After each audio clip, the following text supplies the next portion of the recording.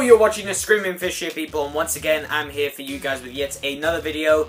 And this time, in this particular movie review, as you can tell by the title, because most likely scenario you clicked on the link to this video and you saw the title. So yeah, I don't even need to tell you that we're reviewing Spider-Man Homecoming in this video, which is a movie I've been looking forward to quite a bit, partly because Spider-Man, I just love Spider-Man, and also because Spider-Man is finally in the MCU. He got introduced in Civil War, and now he's finally getting his own movie within the MCU, and I am so unbelievably happy that this movie has even happened. So, as you can tell, really excited to review this movie, so without further ado, let's get on with my review of Spider-Man Homecoming. Let me just put it to you straight right now. I freaking love Spider-Man. He's one of my favorite comic book characters of all time. For me, it goes Batman as my all-time favorite, followed closely by Superman, and then it's Spider-Man. The original Spider-Man trilogy were films I actually grew up with, as well as Star Wars, and since then the first two Spider-Man movies by Sam Raimi have been two of my favourite comic book movies of all time. However, everything else that came after that, including Spider-Man 3, have all left me feeling very underwhelmed. After Spider-Man 2, which in its own right is a fantastic movie, each Spider-Man movie got increasingly worse than the last, and the worst part is that while the movies got worse, so did the film's interpretation of Peter Parker, aka Spider-Man. In the first two movies, Peter Parker was this lovable, nerdy kid who was not only dealing with life as a superhero, but also having to deal with the struggles of everyday life. Like having a job, being on time for his classes, and trying to get the girl. But over the years, the movies just stretched so far from that aspect of the character that Peter Parker just became increasingly unrecognizable and borderline unlikable as a character, to the point where he was being portrayed as an unlikable punk who stalks his ex from the rooftops of New York. Amazing Spider-Man. Sorry, I'm recovering from a cold.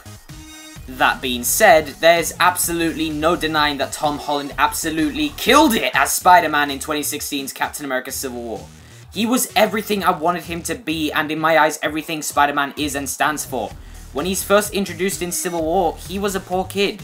He was a dumpster diver. He could barely afford anything, and his suit looked like crap. He couldn't even afford to make a good suit, and I thought that was a simply genius way to reintroduce this character to audiences, as well as bring him into the Marvel Cinematic Universe. And the writing for this character was perfect. After seeing him in Civil War, I could not wait another second to see Homecoming. I was more than convinced that Marvel were going to do this character justice, as well as the movie itself.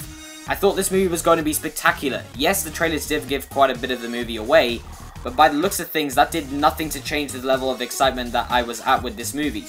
But does Spider-Man Homecoming live up to expectations? Hell yeah! I really enjoyed this movie. This is the best Spider-Man movie since Spider-Man 2. I was genuinely blown away by what Marvel have done here, and now I can finally say with as much pride as I have, that finally, after 13 years, we finally have a legitimately great Spider-Man movie. Tom Holland was a fantastic addition to Civil War as Spider-Man, and I loved him even more in this film.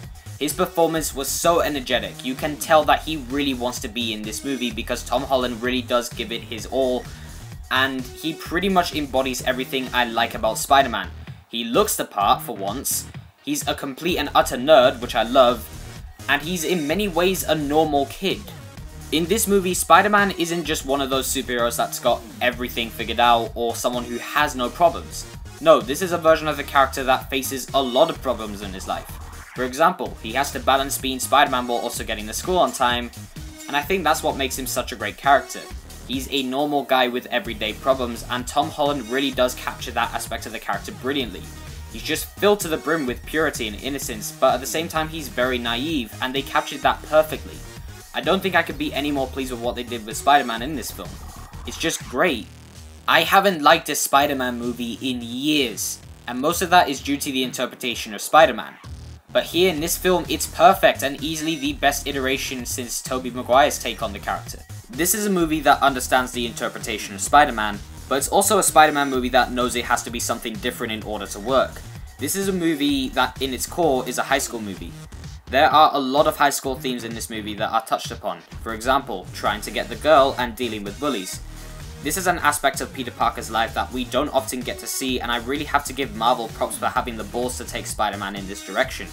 It makes the character more grounded and ultimately more relatable to everyday kids going through high school.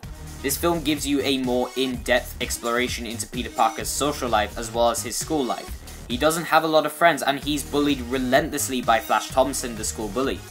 Up until now, we haven't had a Spider-Man movie or really any kind of superhero movie that has gone in this direction, or not to that extent at least. Even if you go back to the year 2004, a movie like this was basically unheard of. Now we are in an age where unless a superhero movie does something completely different than what you would expect from the genre, it's not good.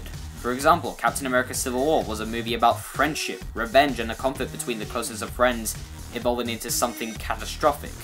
Logan was a neo-noir western, and Guardians of the Galaxy Volume 2 was essentially a character study. This movie manages to do what all those movies did so brilliantly, which is trying to do something very different and unique, while also being a great superhero movie.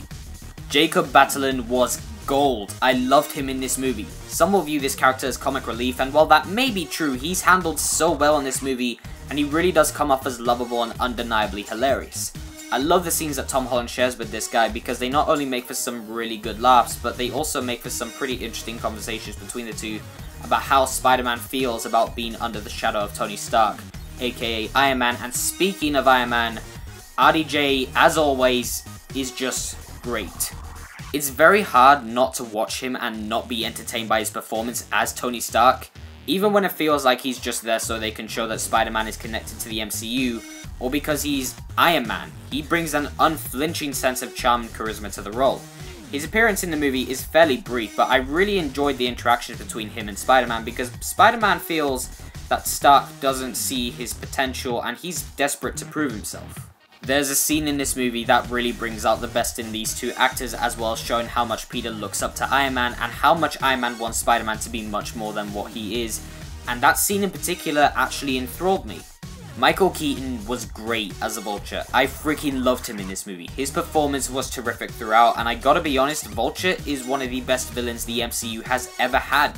Not just because of the performance, but because the character was actually well developed and more realized than a lot of the other previous villains in the MCU.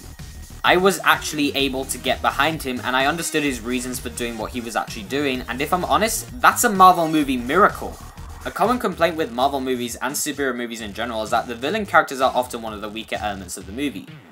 But thankfully that was not the case with the Vulture. I thought he was an awesome character and definitely someone I would like to see pop up somewhere again for round 2.